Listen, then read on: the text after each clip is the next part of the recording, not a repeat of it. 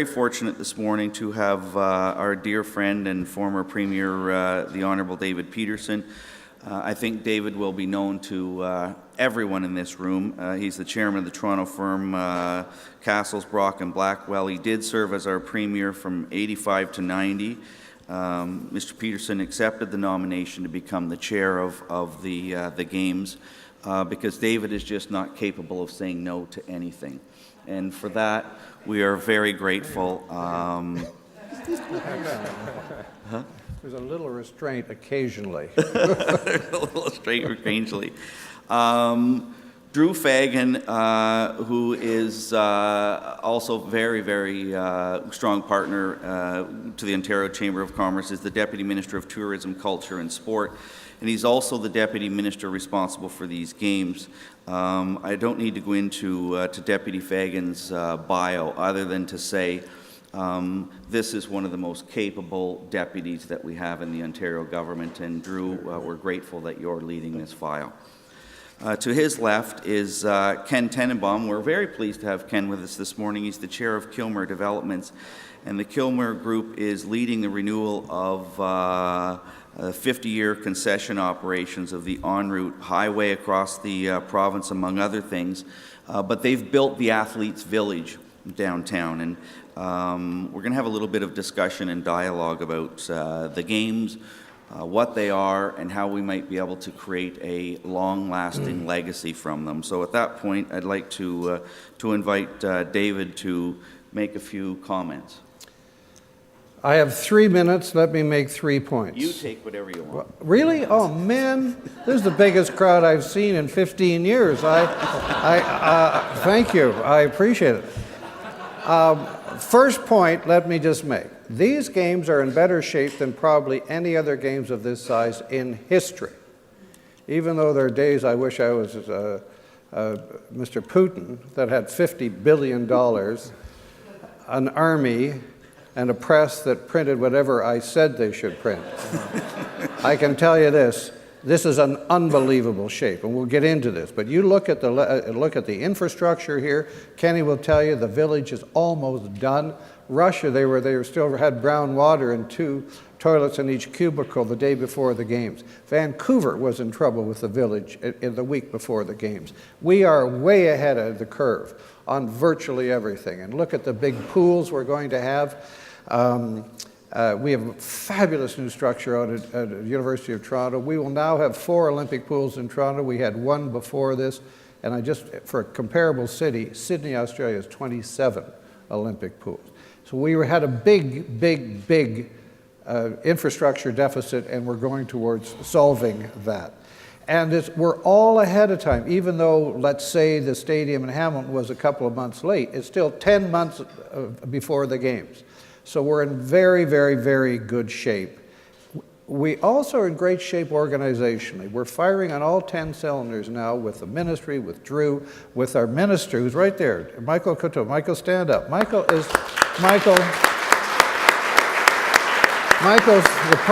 the perfect minister. He's young, he's energetic, and he's good looking, and he's been carrying this can and doing a fabulous job. So it's all coming together, and I remind you, all 3 political parties at all levels of government support these Games. It is very, very, very important to keep that support. So we are in good shape going this good shape organization. The second point I want to make.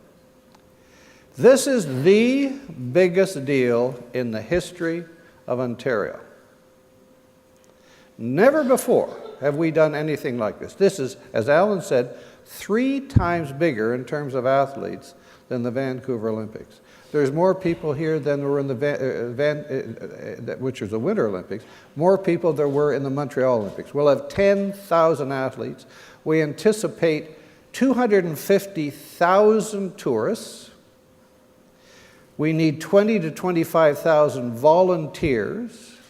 We've got 50 sports in 30 different locations, from Welland to Midland to Oshawa to Milton. In other words, the largesse, the legacy is being shared right across the GTA.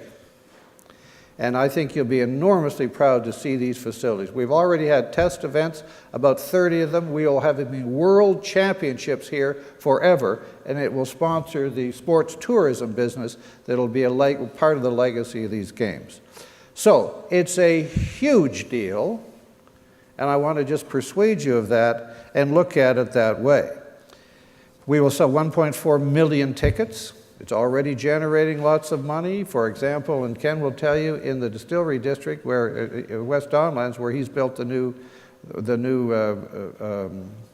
village, it looks like we've 2.5 to 3 billion in new value has been created there, and 163 million annually in taxes alone. Just to give you an idea of the accelerator in a games like this. The truth is, many ways it'll pay for itself, even though you'll read about the expenses of these things. It really is something that gives a tremendous yield down the road. The third point I would like to make to you, and we can get into details on anything. This is a once-of-a-lifetime event. The hard part for us, we took a brand that was not that well known, 10 to 20% knowledge. We won the bid about 6 years ago, had to build an infrastructure from scratch with total public accountability and scrutiny. Never before in history has a games been subject to freedom of information. Build the organization, get the staff, and then put on the best games ever compared with the best around the world, with the Olympics, and tear down our tents 6 months later and disappear. We're gone. To build an organization in the modern world with those kinds of pressures is remarkable. And I can tell you it's going very, very well. Again, our job is to make sure everything we do has a legacy for sport, for business, for trade, for the universities, and everybody that's part of this. This is beyond sport. This is something for the body, something for the mind, and something for the soul. It's a huge cultural extravaganza.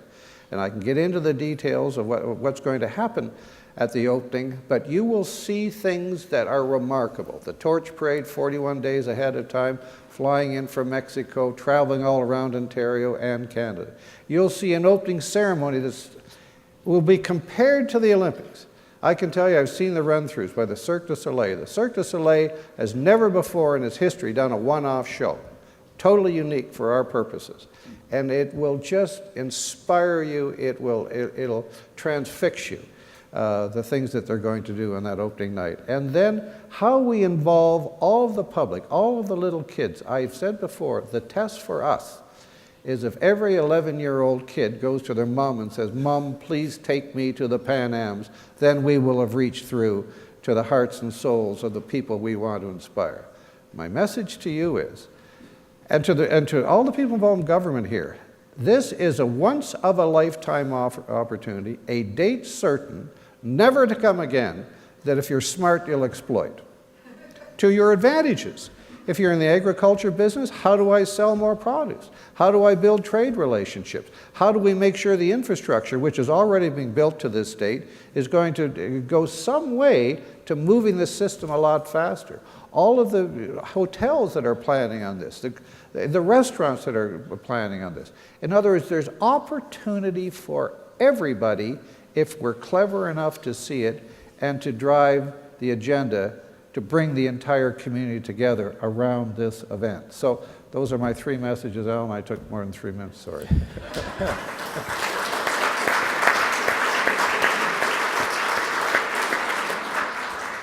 We're grateful to all that you do and for all that you do. You can take as much time as you want. You want to keep us here till 6 o'clock tonight, we're happy to do that. So just before I move on, David, I think you summarized well there. Is there anything you would like to ask of this audience? Well, I really do. I'm not our challenge is to persuade you what a wonderful opportunity this is. And all these people are going to be everywhere looking at stuff and parties every night and the best that this society has to offer in terms of artists and athletes. And how does this fit into your own life? And I've already talked to a number of you that are saying, man, this is an opportunity for me. So it's an opportunity for the businesses here. It's an opportunity for every governmental department, for every minister here to look at this and say, boy, this can advance my agenda. It makes things get done faster in government. That's one thing that I have noticed. I'm not saying government's slow, but I'm just saying, not all the time anyway, but I am saying this really drives the agenda. So look at it and how you can take advantage of it from your own point of view. We'll work with you in that regard, but we can't make that happen. Okay, thanks. Deputy Fagan. And lots of business already have. So about 1,000 suppliers are providing goods and services with regard to just the infrastructure facilities. The infrastructure facilities, including the Athletes Village, at about $700 million. In total, about $1.5 billion. 25 facilities, about 1,000 suppliers, of which about 60% actually are Ontarian, about 75% are Canadian. So Canadian and Ontario companies have done extremely well. But there's a couple of sectors. Building the infrastructure and running the games well is really just the start. There are facilities here that should provide opportunities for sport hosting, sport tourism, which is a fast-growing part of the sector, in the years to come. We've hosted world-class events before.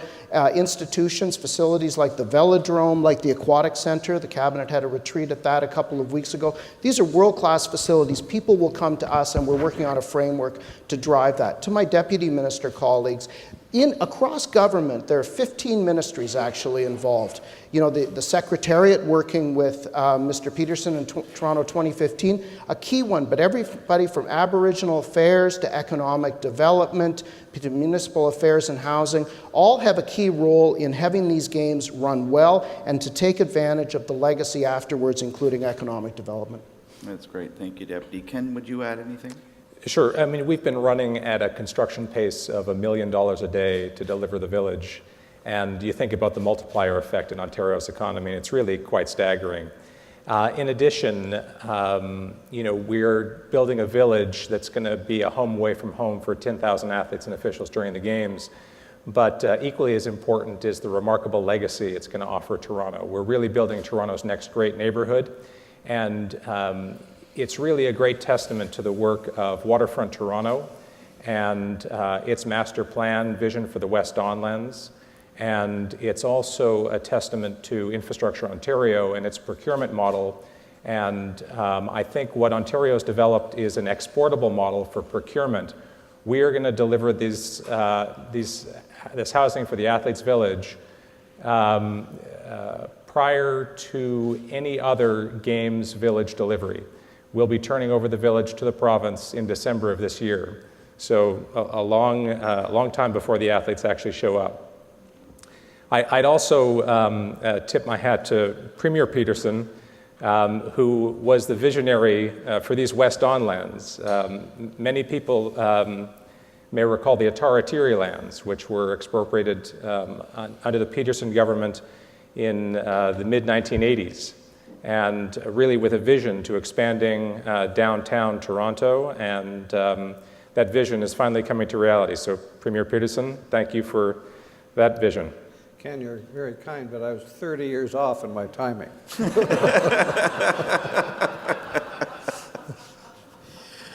Thanks, Ken.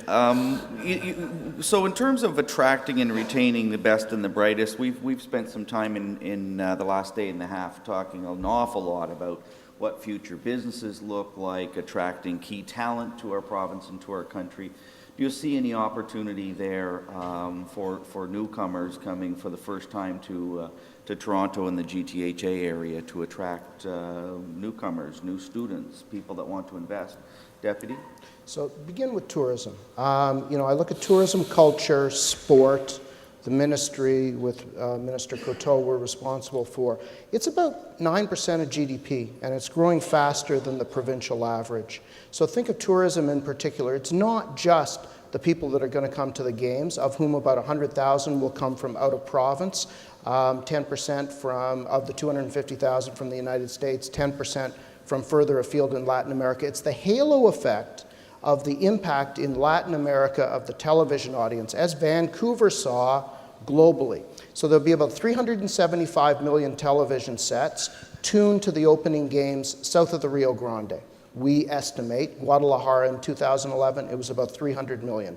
television sets. We will be providing what's known as B-roll information, video, beautiful videos we saw in Vancouver about the GTHA, about its economic dynamism, about its diversity, and all the other aspects of the community that we're so proud of. And we expect a boost afterwards with regard to tourism. With regard to something like students, we with the federal government have been working harder to draw international students to Ontario. Brazil in particular is working on a strategy, and Canada is one of the areas of focus, and the student numbers have been going up. But we've been working with our federal colleagues with regard to that, but other opportunities as well. We think about apprenticeships and the number of apprentices, local, who've been working on the infrastructure. So it goes across a whole series of ranges. That's good.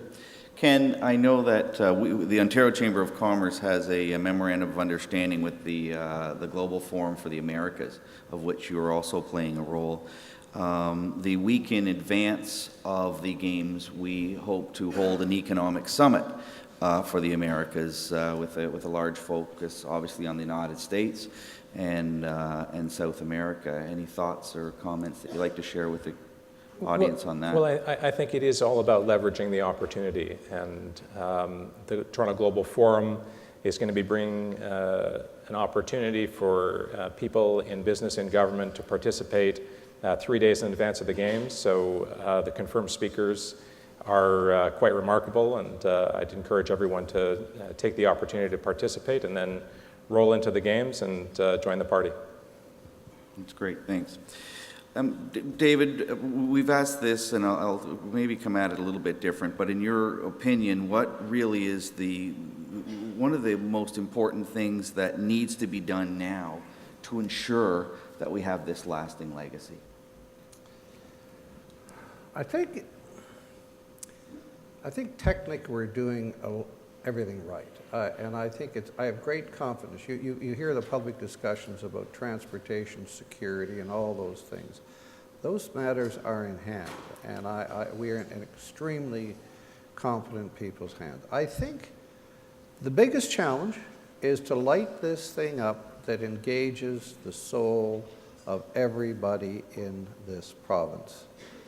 And I think that's, in many ways, our biggest challenge. I've said this before, but this is such a big city, and GTA is such a big area. These games could happen and nobody could notice. And how do we get everybody's attention, and how do we excite everybody? And when you have limited resources, we can't advertise our way into this space, and we're competing with a lot of other noise. So we need the help of visionaries in the community, like you, Allan, and like the Chamber, and like the Board of Trade, and like every business and every ministry say, man, this is a great opportunity. What we're striving for is ubiquity in this sense. You get up in the morning, and you're tweeted, then you see it in the Pan Am's in the newspaper, then you hear it on the radio, then you see it on the bus, then you see it on the highway, and you walk down the street, and you see it at the bank, and you see some guy. You can't get away from us. This, in a sense, should be, at the heart of the mission of this province. Now, the Premier is totally on side, and it's been wonderful, as is the Cabinet. I think we've got to up the creative element to make sure that we leave no stone unturned to engaging everybody. That's where we need you and all of you in the room. By taking advantage of this opportunity, you participate in the greatest show, the greatest celebration in the history of this province. Thanks. Deputy? So David mentioned the strategy of spreading out the infrastructure, if you like, Milton to Oshawa, Ajax, Lake Simcoe to Welland. We're seeing in the early advance on ticket sales, communities getting behind the sport in their communities. Soccer in Hamilton, in Welland, Flatwater, which is a world-class facility, boxing in Oshawa, and others. So we're seeing that. It's also true that the 41 countries, there will be a home cheering squad for every one of those countries, recognizing the diversity. So we're reaching out in both ways. I would expect the people in Oshawa, and we're seeing the trend, never thought of going to a boxing match, but this Games has also been branded as the People's Games, and that was very specific with regard to pricing of tickets. Professional sports are expensive. you can get tickets for $20 to these games. The opening ceremonies are $300 or so for the top tickets, and Cirque du Soleil, it's going to be fantastic. But you can spend a whole weekend with your family seeing these sports and seeing world-class athletes. One of the things that's really impressed me about Toronto 2015 is their ability to ensure that most of the sports are Olympic qualifiers, which means increasingly that the world-class athletes, including Americans, increasingly will come. I'll give a small example of what they did. Fencing, there was a challenge because the World Championships and the Pan Am Games were at the same time. A couple of weeks ago it was negotiated, so the World Championships have been moved, bringing top quality fencers here, including from the States, we hope. So you're going to see top-notch global talent at a reasonable price. I told you we had the right guy in the job here.